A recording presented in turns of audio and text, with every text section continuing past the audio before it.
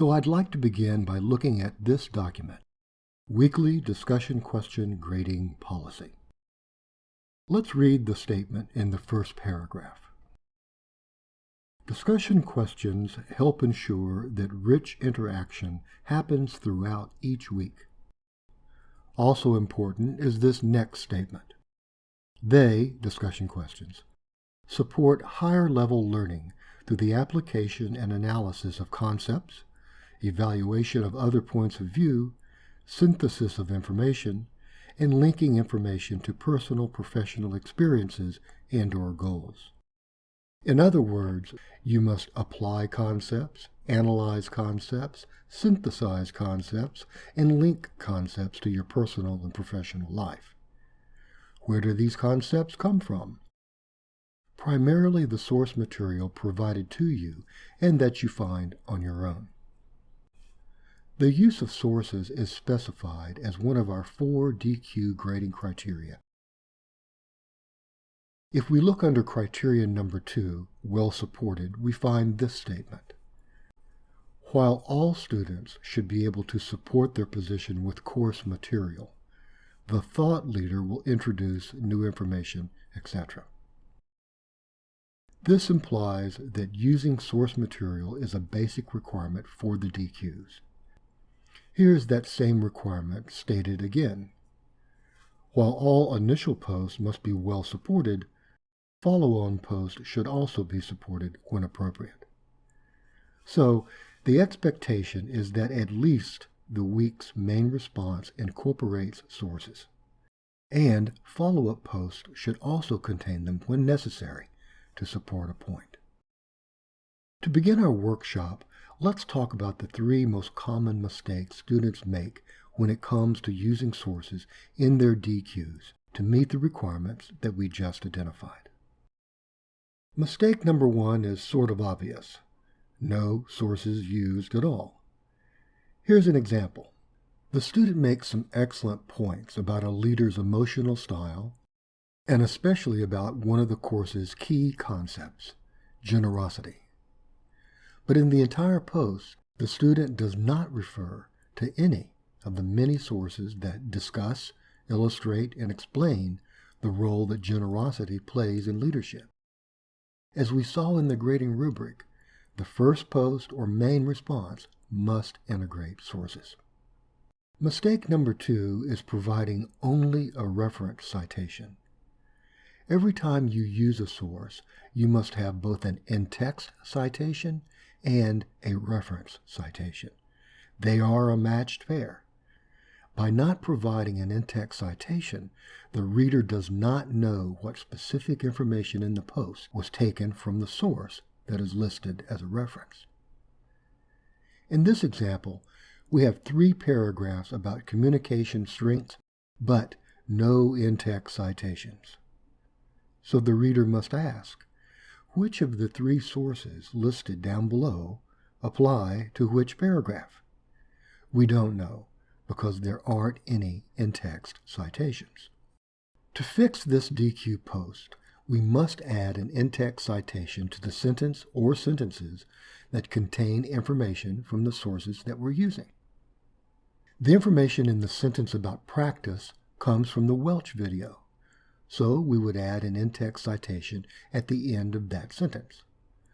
All in-text citations consist of the author's last name, date of publication, and page number, unless you're referring to the whole work or quoting from a source that doesn't have page numbers. So let's add parentheses Welch, 2015, close parentheses. And there is no page number because it's a video. The information in the second paragraph, that training as an actor helps, comes from the Halperin and Luber text, page 1. So let's add that in-text citation. The information in the third paragraph comes from the Alessandra PDF. The entire PDF is about the Platinum Rule, so no page number is needed. So now, the post looks like this, containing both abbreviated in-text citations in the paragraphs, which in turn refer to reference citations at the bottom that provide enough info for the reader to find the source on his or her own.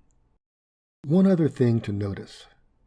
An in-text citation can only apply to the sentence it is a part of. That's right. An in-text citation can apply only to one sentence at a time. That raises the question, how many times must I cite a single source in one paragraph? The answer is, as many times as you use that source. If you use the same source 3 times in one paragraph, you must cite it 3 times in that paragraph. Here's an example. Barker and Gower, 2010, examine the use of leadership presence as a way to increase productivity in the workplace. Barker and Gower present a model of leadership that facilitates communication throughout the organization. Barker and Gower's approach may not be suitable for all organizations, but the information provided can be useful to any leader looking to increase communication success in the workplace. And there's the citation. Barker and Gower, 2010, What is Leadership Presence? So, a little too much Barker and Gower? I think so too. At least the author knew that you only have to give a source's publication date once in a paragraph. However, avoiding the repetition of the author's names is easy. You just refer back to the source you've already cited, like this. Barker and Gower, 2010, examine the use of leadership presence as a way to increase productivity in the workplace. The authors present a model of leadership that facilitates communication throughout the organization. This approach might not be suitable for all organizations, but the information provided can be useful to any leader looking to increase communication success in the workplace.